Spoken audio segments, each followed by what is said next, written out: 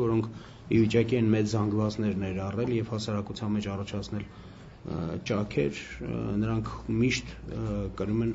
քաղաքական բնույթ եւ քաղաքական փաստորեն արմատների բացակայության պայմաններում նրանք ուղղակի անիմաստ կլինեն, ի վիճակի չեն լինի հավաքել այդ կրիտիկական պոտենցիալը, որը իսկապես մտահոգիչ է դարձնում այդպիսի հակադրումը եւ առճակատման հնարավոր տեսլականը։ Այդ տեսակետից իսկապես հաշվի առնելով այն, որ ըստ էության կարելի ասել, որ ալիք եղավ հասարակության մեջ եւ դրանից կարող ենք ենթադրել, որ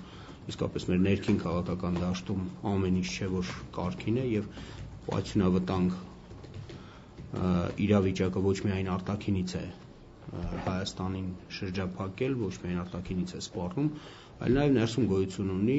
թերևս մի զգալի չափով արտաքինի ճնշման արդյունքում, ինչպես նաեւ ներքին այն հակասությունների, որոնք փաստորեն իրավիճակը դարձնում են վտանգավոր եւ բարբերաբար, ասենք, համանման ցնցումների դեպքում մենք կարող ենք ունենալ Այդպես իրավիճակ էր, թե հանրապետականը սրեց, հասցրեց այդ իրավիճակին։ Չգիտեք, ամբողջ հարցնարանում է, որ հնարավոր չի սրել հասցնել այդ իրավիճակին, եթե հիմքեր որպես այդպիսին հակասությունների չկան, եթե չկա այդ հակադրությունը լատենտ, աներևույթ, այդպես հաշված օրվա ընթացքում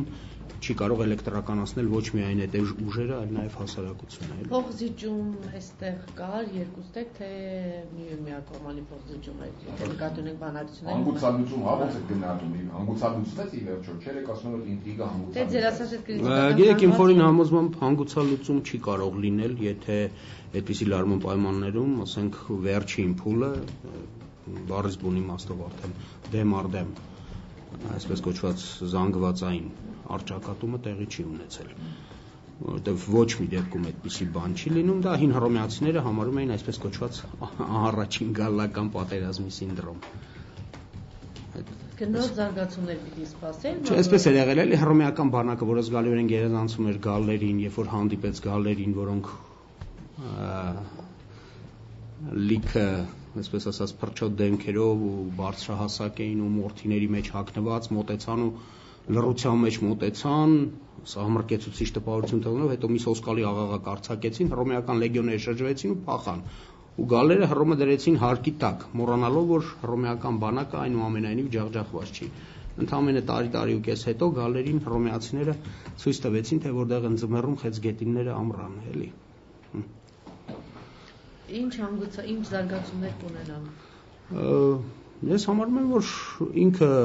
եթե շարունակություն չունենա կիրառական առումով այս առճակատումը, ակնկալում եք դուք շարունակություն։ Ես էլի եմ ասում, եթե նա շարունակություն չունեցավ, ուրեմն ապագայում կլինի էլի նույնպիսի իրավիճակ։ Այսինքն ինչը շարունակություն չունեցավ, ԲՀԿ-ն որպես ընդդիմություն, չգիտեմ, պայքարել է, հա, դա շարունակություն։ Չէ, եթե պայքարը որպես այդպիսին, ասենք, ինչ որ արդյունքներով շարունակություն չունեցավ,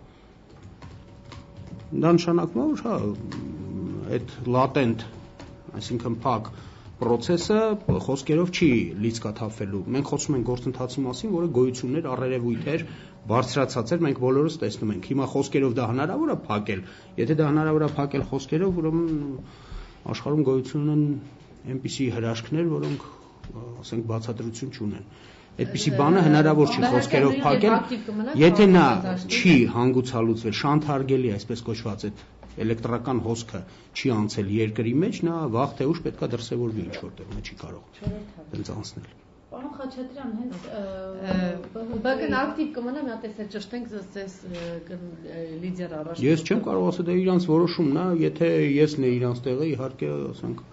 տենց բացահայտ ակտիվություն, որը կբերի նոր առճակատման էս կարճ ժամանակահատվածի համար, իհարկե չէի անի, անձամբ ես, բայց դե իրանք ինչ կանեն, այդ եթե իրանց հարցն է։ Իսկ վտանգավոր է ԲՀԿ-ի համար հիմա բացահայտ առճակատման գնալը։ Ինչու, եթե այդպես։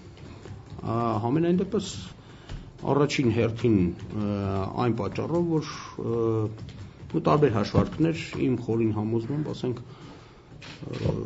չէին համապատասխանում իրականությանը։ Այսինքն իրականությունը այլ էր, հաշվարկները ինչ որ չափով վեր էին, դուրս էին իրականությունից։ Այդ առումով Գագիկ Սարգսյանը, հա, ի վերջո ինչ է, կանխատեսում թե որպես նայենք հաշվի առնելով ստեղծված իրավիճակը։ Կմնա քաղաքականության մեջ, հաշվի բիզնեսում կլինի պատգամավորական մանդատարապես մեծ քաղաքականության մեջ, անգամ ասում ԲՀԿ նախագահի պաշտոնից է հրաժարվել, ինչ է կանխատեսում։ Դե մի ինքը կորոշի արդեն թե ինչ կանի, ես կարող եմ ասել թե իմ պատկերացնելով, ասենք, քաղաքականությունից չի կարող դուրս գալ, որովհետև քաղաքականությունը այնտեղ կապվել է 1000 ու մի մնացած ամեն ինչի հետ, եւ քաղաքականությունից դուրս գալը նշանակում է մնացած ամեն ինչի մեջ ետնթաց եւ կորուստներ։ Անկախ որևէ բանից էլի։ Եթե ուզում եք կարող եք Ալի Բենաբի Թալիբի այսպես ասած վերջին քառատողը կարտակ շատ ֆինանսական առումով կորուստներ նկատի ունեք, ռեսուրսներ։ Ֆինանսական ռեսուրսների, տնտեսական առումով, ստեղծված ստրուկտուրաների առումով եւ այլն։ Ինչպես նաև դաշնակիցների էլի։ Նոր ուժի առաջ գալ հավանական համարում եք, թե այս իրավիճակում Գիտեք, երբ որ մենք ասում ենք նոր ուժի առաջ գալ, պետք է հաշվի առնենք մի հանգամանք էլի, թե իսկ ումից պետք է բաղկացածնի այդ ուժը,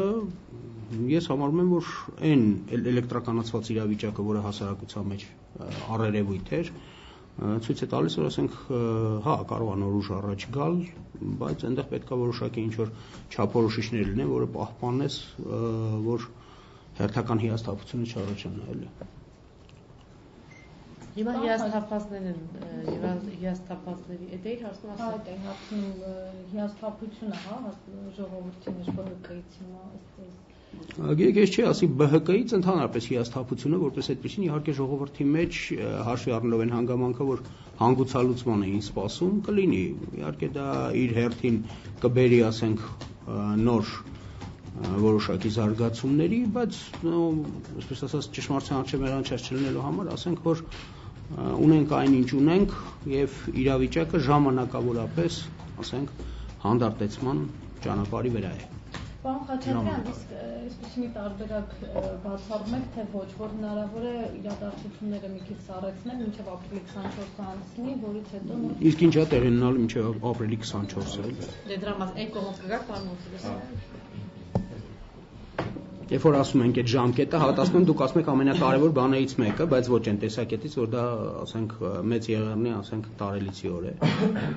Հա, այդ երևացող ինչ որ մի սահմանանիշ է, երբ որ ասում ենք մինչև է, դե մինչև էլ ինչ որ բաներ պետք է տեղի ունենան, չէ՞, հասարակությունը հենց այնպես չի անցնի կամ այդ գոյություն ունեցող, ասենք, այդպիսի բավականին լուրջ առճակատումը ինքը չի կարող հենց անհետ կակ վադավ պիսոկ որ ասում են էլի որ ջուրը ավազի մեջ կորավ ու այլևս չես էլ գտնի այդ ջուրը։ Քանի որ 10 րոպե ավելի պարոն Խաչատրյան հնարավորություն ունեցավ կարծիք հայտնելու, մենք այլ թուրքական նախագահի ուղղակիտրան ենք անդրադառնալու, բայց ներքաղաքականի հետ կապված հանգուցալուծումներ կգնահատեք եւ ինչ զարգացումներ եք կանխատեսում քաղաքական դաշտում։ ԲՀԿ ՀՀԿ-ից հանգուցալուծվեց հարցը, թե որոշակի զարգացումներ կլինեն։ Ես շատ հանգիստ եմ վերաբերվում, նախ ողջունում բոլորին, շատ հանգիստ եմ վերաբերվում դրան։ Մենք շնորհավորում ենք ձեզ ցնցանալու։ Շատ հանգիստ եմ վերաբերվում այդ ամեն ինչին, կարծում եմ նաև մեր ժողովուրդը կամ մեր հանրությունը, ինչպես հիմա ընդունված ասել, պիտի հանգիստ վերաբերվի, շատ լուրջ չընդունի ամեն ինչ եւ շատ ծանր չտանի ամեն ինչ։ Քաղաքականությունը շատ հետաքրքիր շրջադարձեր է ունենում։ Մենք եթե շատ ժողովրդավարական պետություն չենք դեռևս, գոնե դրանից հեռու չենք եւ պետք է հասկանալ, որ մեր քաղաքական գործիչները ժողովրդավարական դաշտում են գործում եւ հանրության առաջ են ու այն ինչ տեղի ունենում նաեւ լավ է ժողովրդավարական process-ի համար։ Որ դեպքը նկատի ունեք։ Որ քաղաքական գործիչները պիտի հաշվետու լինեն իրենց ընտրողների առջև, պիտի իրենց գործողությունների համար պատասխանատու լինեն եւ դա լավ է, որ բոլորը հասկանում են ով ինչ է ասում, երբ է ասում եւ ինչ հետևանքներ է դա ունենում։ Այնպես որ սա զուտ մեր երկրի պետության ժողովրդավարության համար լավ գործընթաց է նաև այն առումով, ինչպես ես արդեն ասացի, որ մեր ժողովուրդը, մեր հանրությունը ընտրողները ճիշտ գնահատեն իրավիճակը։ Պարոն Մարտիրոսյան, ասացիք լուրջ պետք է վերաբերել, այս դեպքում հատկապես ինչին պետք է լուրջ չվերաբերվել, Սերժ Սարգսյանի ելույթին Գագիկ Ծառուկյանի պատասխանին, թե առհասարակ նրանց հետ կապված ամեն ինչին։ Սերժ Սարգսյանի ելույթին պիտի վերաբերել շատ լուրջ, ես այդ ելույթը ամբողջությամբ բարձր եմ գնահատում եւ կիսում եմ եւ համաձայն եմ։ Հատկապես այն մասը, որ փողը չպիտի որոշիչ գործոն լինի քաղաքական գործիչների համար իրենց գործունեությունը ծավալելու կամ քաղաքական process-ի մասնակիցների համար եւ պետք է իսկապես դաշտը բացել քաղաքական դեմքերի համար։ Իսկ Գագիկ Ծառուկյանի ելույթը երբևէ չեմ մեկնաբանել եւ չեմ մեկնաբանելու։ Այն որ սա հարցնեմ մասնիկ մեր թեմային մամուլում հրապարակում եղավ, դա չհերկվեց, որ Մոսկվա բնակնեց արուստա, Սամվել Կարապետյանը եկավ միջամտեց։ Այս ողջ process-ը քաղաքական process-ից դուրս իրավիճակ չի, այսպես ասած, չգիտեմ ինչ բառ ասեմ։ Չէ, չեմ համարում, որ դա քաղաքական process-ից դուրս իրավիճակ է, ուղղակի դա ցույց է տալիս, որ համանման իրավիճակներում փաստորեն բոլոր անձինք, ովքեր մտահոգ են, ովքեր ի վիճակ են, ովքեր ելք ունեն ուղերի գործողությունների պայմանավորող եւ որոշումներ կայացնող անձանց վրա, պետք է դուրս գան, փորձեն, ասենք, այդ միջնորդական առաքելություն իրականացնել։ Եթե շատ ավելի ծանր Աստված ոչ անի, ասենք սրված իրավիճակներ, դրանք կլինեին քաղաքական ղեկավարներ ինչ-որ երկրների, որոնք համարվում են Հայաստանի բարեկամ երկրներ։ Նորմալ է գնահատում։ Եվ հիասթափվածներ չկան արդյոք սրանից հետո, պարոն Մարտիրոսյան, եւ ինչ է Ես հիասթափված չեմ, եթե կան, դա իրենց խնդիրն է։ Չէ, ժողովրդի մասին է։ Ես հատուկ նշեցի դիվանագիտական լեզվով, որ մեր ժողովուրդը թող չհիասթափվի այսպիսի բաներից, նախ չպիտի ոգևորվի ի սկզբանե, որ հետո էլ հիասթափվի։ Հետո պակաս այսպիսի բաներից հիասթափվի մեր ժողովուրդը, սա խնդիր է։ Լավ, հետ է կանչվել, ինչ կերպ է գնահատում ճիշտ քայլեր նախագահի այս որոշումը, թե ոչ հայ-թուրքական արձանագրությունները։ Ես այն ժամանակ էլ հնարավորություն եմ այդ մասին իմ կարծիքը հայտնել, ես այն ժամանակ եմ արդեն համարել, որ մենք պետք է պարտադիր դուրս գայինք այդ գործընթացից։ Այդ գործընթացի մեջ կա մի շատ մեծ վտանգ, որը կցանկանա եւս մեկ անգամ հնչեցնել, երբ որ մենք ունենք կարևորագույն այնպիսի լուրջ մարդահրավեր չասեմ, ես հիմա դրանց համարում եմ սպառնալիք, մի կողմից Ղարաբաղի խնդրի լուծում եւ մյուս կողմից հայ-թուրքական խնդիրների կարգավորում, այստեղ նշենք էլի, որ ամենասկզբից փորձ էր կատարվում այդ ամենը մտցնել մեկ միասնական պլանի մեջ, մեկ միասնական ծրագրի մեջ եւ լուծել։ Սա ամենամեծ վտանգն է, որը կարող է այսօր սպառնալ մեր արտաքին հարաբերությունների դաշտում, որովհետեւ շատ ավելի մեծ թիրախ հանդիսացող համաշխարհային հանրության համար եւ տարբեր երկրների շահերի համար շատ ավելի մեծ թիրախ հանդիսացող հայ-թուրքական հարաբերությունների կարգավորումը իր տակ երկրորդայնացնում է փաստորեն Ղարաբաղի կարգավորման խնդիրը եւ այդ տեսակետից ասենք ես ողջունում եմ, որ հայ-թուրքական արձանագրությունները ետ են կանչված եւ փաստորեն այդ վտանգը, որ Հայաստանի հանդեպ հնարավոր էր կիրառվեր դիտեսքան տարի չէին կիրառել չէ, բայց ով ասել որ չեն կիրառել, անգամ ստորագրությունների ժամանակ ինչ-որ չափով ճնշումը կիրառված էր եւ զգացվում էր, բացի դրանից չմոռանանք մի հանգամանք էլ էլի, որ ինքը process-ը բաժանվեց երկու մասի, մեկը իր հովանու ներքո վերցրեց Ռուսաստանը, այսինքն հայ-ադրբեջանական կոնֆլիկտի որպես գլխավոր կարգավորող կողմ հանդես եկավ Ռուսաստանը, իսկ մյուսը մնաց պայմանական ասած արևմուտքին։ Եվ այս տեսակետից թե մեկի, թե մյուսի կողմից փաստորեն Հայաստանը եւ կարող էր ենթարկվել է ճնշումների,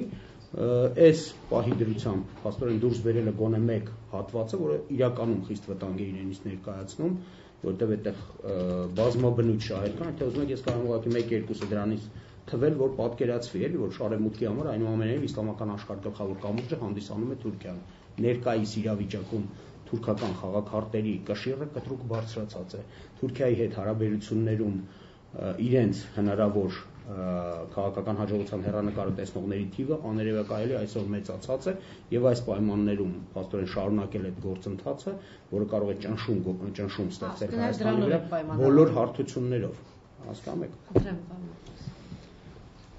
Ես ճիշտ ասած, եթե խոսքը վերաբերում է լավ է թե վատ է, որ արձանագրությունները հետ կանչվեցին, հա։ Դե, Վան Խաչատրյանը ասում է սկզբանե վատ էր,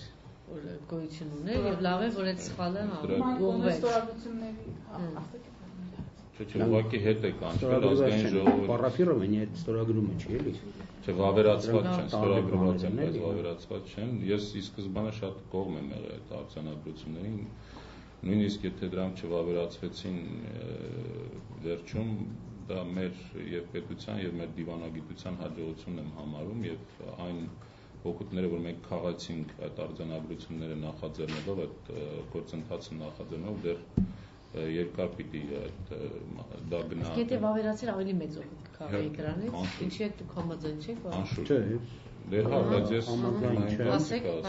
Չէ, եկեք մենք ցույց տվեցինք, որ մենք ի վիճակի ենք այդ գործընթացը նախաձեռնելու, մենք դրական ենք տրամադրված հայ-թուրքական հարաբերությունները կարգավորելուն բոլոր առումներով, թեև կան բազմաթիվ պատմական, քաղաքական այլ տեսակի խնդիրներ, բայց մենք դրան գնացինք նախագահի գլխավորությամբ եւ միջազգային հանրությունը դա տեսավ ու մենք չէինք, որ process-ը խափանեցինք, չվավերացինք եւ այդ թուրքական կողմը, որտեղ թուրքական կողմը վստահ որ վախենում է այդ գործընթացից, որտեղ չգիտի ինչ անել դրա հետ, դրա հետևանքները չի կարողանում ճիշտ գնահատել եւ այլն, դա իրենք ընդունում են։ Իսկ ինչ վերաբերում է հետ կանչելուն, այո, 100-ամյակին նախօրյակին, երբ որևէ քայլ չկա թուրքական կողմից, մեր հանրապետության նախագահ ուրիշ երբ չունի, քան հետ կանչելու արձանագրությունը, թեև դա չի նշանակում, որ ապագայում այսպիսի գործընթաց նախաձեռնել հնարավոր չի լինելու։ Վերջի վերջո խոսքը ինչ որ մի փաստաթղթի մասին է ընդամենը, ոչ թե ուրեմն իրական process-ի, եթե հնարավոր լինի անհրաժեշտություն լինի, այդպիսի արձանագրություններ կարելի է նորից ստորագրել։ Համարում եմ, որ այնուամենայնիվ այստեղ շատ կա մտահոգիչ բաներ եւ առաջին հերթին այն, թե Հայաստանը պատրաստ է արդյոք բաց եւ լիարժեք ֆունկցիոնալ սահման ունենալ Թուրքիայի հետ։ Չմոռանանք, որ երբ որ մենք բարբերաբար միևնույն բանի վրա ենք գնում ենք միևնույն շողակի մեջ, որտեղ թուրքերն են, մեր հարևաններն են, ոչ թուրքական պետությունը, դա պետություն է, որը իրականացրել է հակահայկական, թշնամական քաղաքականություն 100-ամյակ եւ ավելի։ Եվ եթե նայենք բոլոր հնարավոր քվեարկությունները վերաբերող Հայաստանի շահերին, ըստ էության 99.5%-ում քվեարկել է դեմ եւ թուրքական հնարավորությունները բավականին բազմազան են։ Ես խիստ էստեղ համարում եմ, որ կարևոր է Հայաստանի այն կարգավիճակին հասնելը որպես պետություն, որպես հասարակություն, որ մենք վստահ լինենք այն բանի վրա, որ թուրքական հնարավորությունների մուտքը Հայաստան չի աղավաղի Հայաստանը եւ մանիպուլյատիվ չի դարձնի մեր երկիրը ներսից։ Հաշվի առնենք, որ իրականում դա շատ լուրջ վտանգ է, հատկապես այն բանից հետո, երբ որ սիրիական զարգացումները բարձրորոշ երևացին, որ հայերի դեմ ուղղվեցին թուրքական թարիքատների կողմից ԻԳԻԼ-ի գործունեության մեջ մտնելուց հետո, այսինքն սեպտեմբերի 21-ին պայթեցված Դերզորի եկեղեցին զգալի չափով դրա հետևանքներ։ Ես քանի թեման չեք փոխել, կներեք, ուղղակի դրա մասին ասեմ, սա կարծում եմ, որ արդեն ապացուցված փաստ է, որ իրենք են վախենում այդ սահմանի բացումից, ոչ թե մենք։ Իրանք կոնկրետ ինչից են վախենում, իրանք գրում են այդ բանը, իրանք ասում են, որ 6.5 միլիոն ծպտված, մեր համար անհասկանալի, անհամրելի հայերի վարքագիծ է, ինչպիսին կլինի, որոնք ապրում են այսօրվա Թուրքիայում, նրանք նույնիսկ վերում են այն, որ այ բենարանները, որոնք մուտք են գործում անհասկանալի քանակություններով եւ ներծծվում են Թուրքիայում եւ այլն, իրենց հատուկ ծառայությունների համար ստեղծել են խնդիր։ Այդ մտահոգությունը իրենք ունեն։ Ես դա խնդիր չի համարի, դա առանձին իհարկե քննարկման, դա չի խնդիրը, բայց մեր մոտ այդ մտայնությունը կա եւ արձանագրությունների ստորագրման այդ գործընթացում նույնպես հնչում էր, որ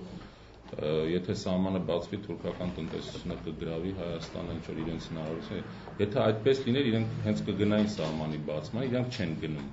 Չուզողը իրենք են սահմանի բաց։ Եթե իրենք զգային, որ այդ հնարավորությունն են, կանեին։ Բայց դա բացարձակապես խնդիր չէ, մենք կարող ենք մեր հնարավորությունները օգտագործել սահմանը։ Վստահ եք, որ որևէ չափով իրենք չեն արել դա արդեն։ Դե թեկուզ արել են, ինչա, դա ինչա փոխում, ինչ են փոխում, եթե կարելի է, հիմա արձանագրությունները հետ կանչվեցին խորհրդանից, ստորագրության հարցը, չէ, դեռ ախտախված է, ինչ կլինի, ինչ է կարծում, գոնե մինչև ապրիլի 24-ը դրանք։ Չէ, դրանք չեն կարող ստորագրությունները այդպես մնում են եւ վերջ։ Պարաֆիրովենի կա հետ կանչելու այդպես մեխանիզմ։ Որտեղ թուրքագետները չեն բացառում, որ լինի նաև այո։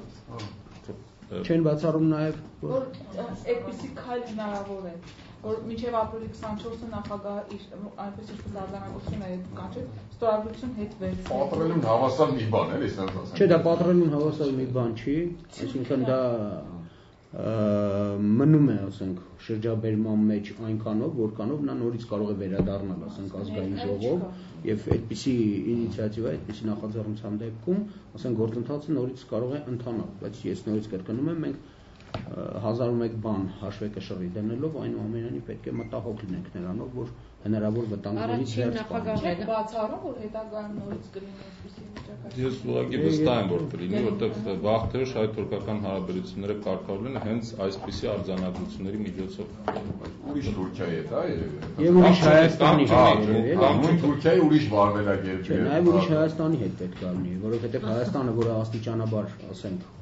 ինչ որ պարամետրերով իջնում է, նա չի կարող գնալ այդպիսի ռիսկերի։ Բաց նամակով հանդես եկավ նաև առաջին նախագահը։ Ծանոթ եք, պարոն Խաչատրյան։ Լավ ծանոթ։ Եվ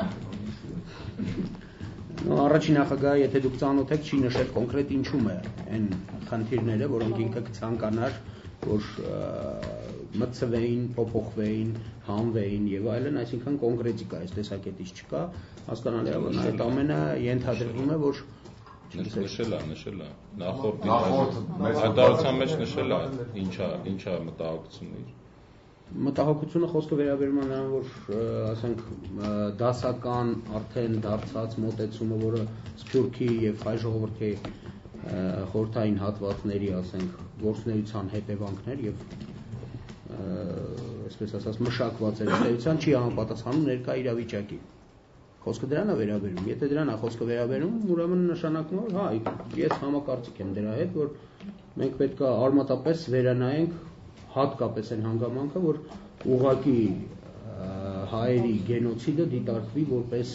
միակը եզակին եւ ռեստիտուցիոն առումով մնացածից բոլորից տարբերվի, այլ ոչ թե դրվի կոնցեպտուալ, ես համարում եմ պետք է դրվի կոնցեպտուալ այն խնդիրը, որ գենոցիդը որպես կոնվենցիոնալ գործիք դարձել է այդ ժամանակահատվածում, երբ որ թուրքական պետությունը կայսերապետությունից սովորական պետություն դառնալու ճանապարհին որոշել է ոչնչացնել բնակչության այն հատվածները, որոնք համարել է, որ պետք է դուրս գտնվեն կամ գոյություն չունենան։ Դրանց մեջ եղել են ինչպես հայերը, դրանց մեջ եղել են Թուրքիայի տարածքում բնակվող Պոնտոսի հույները, եղել են արաբներ, եղել են Թուրքիայի տարածքում բնակվող բոլոր ոչ թուրքերը։ Չէ, ես չի ասում, այդ բոլոր ոչ թուրքերն ուրեմն այդ դեպքում պետք է ասենք, որ նրանք, չէ, քրդերն ավելի ուշ են ենթարկվել, այդ ժամանակ նրանք ջարդարարների մեջ էին։ Հիմա արաբները քրիստոնյա չէին, բայց կոտորվել են այդ ժամանակ, որովհետև գոյությունները այսպես կոչված են, չէ, բոլորը, հիմա եթե բոլորն ասում են չեչենները կոտորվել են այնտեղ գտնվող։ Հիմա այդ առումով չեչենները այնտեղ Թուրքիայում բնակվող կոտորվել են։ Մակեդոնացիները, որոնք, ասենք, զինված եկան գահանքեց արեցին Թուրքիայի վերջին սուլթանին, ավելի ճիշտ Համիդ II-ին։ Հիմա իրանք կոտորվել են, իհարկե ոչ։ Մակեդոնացիները։ Այո, Մակեդոնիայից եկած այդ բանակը, որը գլխավորում էին փաստորեն ցակումնաբանական ոչ թուրք, բայց թուրքություն ընդունած սպայակույտը, որը եկավ գահանքեց արեց։ Հիմա դրանք որպես այդպիսին ոչ մեկն էլ դրանցից սաբետայիթներից ով է կոտորվել էլի, որ sense վերցնենք էլի։ Դե դրա համար կոչվում է նրանց կազմակերպությունը։ Բայց մինչ դրան անդրադառնալով հանձնաժողովի հետ անունների հետ կապված Չէ, անունների հետ կապված բան չունեմ, ասա անուններ։ Հիմա կոնկրետ Լևոն Տեր-Պետրոսյանի կարծիքով այդ անուններն են, երևի թե ուրիշների կարծիքով էլ ուրիշ անուններ կլինեն, բայց այնուամենայնիվ ես գտնում եմ, որ կոնցեպտուալ այդ վերանայումը, ինչը որ նշված է այդ տեսակետից, արձագանքեն թե արձագանքել ասեցի, որ կարձագանքեն, բայց կկայանա թե չի կայանա։ Իսկ կկայանա թե չէ։ Դե կայանալը արդեն Հայաստանի իշխանությունների արձագանքից եմ զգալի չափով կախված եւ նաեւ կատարվող աշխատանքից քրկում ուրիշ։ Ներքաղաքական այս process-ի մեջ չտեսաք նաեւ այս նամակը։ Գիտեք, ամեն ինչը ներքաղաքական process-ների մեջ իրենց արտացոլումը գտնում են, պետք է ունենան, հակառակ դեպքում այդ ժամանակ այդպիսի բաները ի հայտ չեն գա, բայց հիմա հենց միայն դրա հետ կապել, ասենք, մեծ Եղեռնի 100 տարվա այս պատմությունը երևի թե այնքան էլ ճիշտ չէր լինի եւ երևի թե սա սառը դատողությամբ համահայկական ինչ-որ մի փաստաթղթի ստեղծումը կարող է մեծ նշանակություն ունենալ Համաշխարհային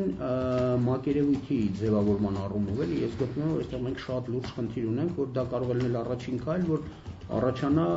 համընդհանուր հայկական մակերևույթ աշխարհով մեկ իրար հետ կապված եւ այդ դեպքում միայն, ասենք, այն օրակարգը, որը ասենք կհաստատվի այնտեղ, քննարկելի կդառնա Հայաստանում, կդառնա անկասելի ինչ-որ պրոցեսների ընթացքը, որոնք կլինեն դրական հասարակության համար եւ ամենակարևորը, որը ես շատ գնահատում եմ, մենք միջազգային քաղաքականության մեջ կարող ենք սուբյեկտի ձեռք բերել,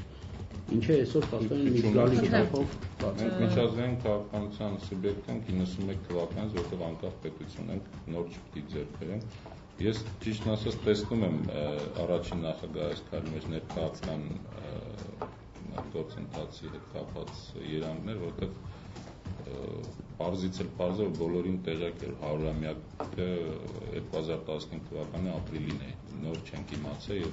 առավել ևս առաջին նախագահը նոր չի իմացել, այդ առումով զարմանալի է, որ նոր է հիշել, որ ինչ-որ մտքեր պետք է արտահայտել, թեև մտքերը ողջունել էին եւ հանրապետության նախագահ աշխատակազմը հայտարարել, որ արձագանքել է նախագահը, ես կարծում եմ պետք է սպասել։ Արձագանքը պարզ է, հանդիպումը կկայանա, թե դե կկայանա, որևէ վատ բան այստեղ չկա։ Բայց որ մենք բոլորս գիտենք, որ 100-ամյակը այս տարի ապրիլին է լինելու, դա նույնիսկ ծիծաղելի է այդ մասին խոսել եւ մի ամիս առաջ չի, որ պետք է հիշենք դրա մասին։ Սյուզի Աստելտուր Ահա որպես ժառանգության նախկին պատգամավորը իրենց խոսնակը Դավիթ Սանասարյանը ասել էր, թե նիստում կքննարկվի եռյակից դուրս գալ մնալու հարցը։ Սրան ոնց է վերաբերվում գնահատական արդյոք այս ամեն ինչը չբերեց նրան, որ եռյակ շակերտավոր զուգվածը չքայքայել բառացել։ Գիտեք, այն հանգամանքը, որ ասենք եռյակում կային տարաձայնություններ, դա միանշանակ էր, որ տարաձայնությունների պայմաններում, ասենք, քաղաքական ցնցումները չեն նպաստելու նրա, ասենք, միաձուլմանը կամ այդ հակասությունների վերանալուն, քանի որ աշխարհաքաղաքական կողմնորոշումներում էլ կային լուրջ հակասություններ։ Այս տեսակետից իհարկե, ասենք, ժառանգությունը կքննարկի, կասի, այդ իմ խնդիրը չի, ես չեմ կարող այդ լուսաբանել ձեր համար, բայց այնուամենայնիվ ինքը հնարավոր բան է, որ քաղաքական զարգացումների մեջ, ասենք, ուրույն խորշ գրավի, ինչպես եւ մյուս երկու դերակատարություն ստանձնացնել այդ միասնական ճակատի մեջ։ Այդ քաղաքական զարգացումներն ամեն դեպքում նրանք միշտ տարբեր սուբյեկտիվ օբյեկտիվ պատճառներով են էլի պայմանավորված։ Լավ, չունեք հարցեր։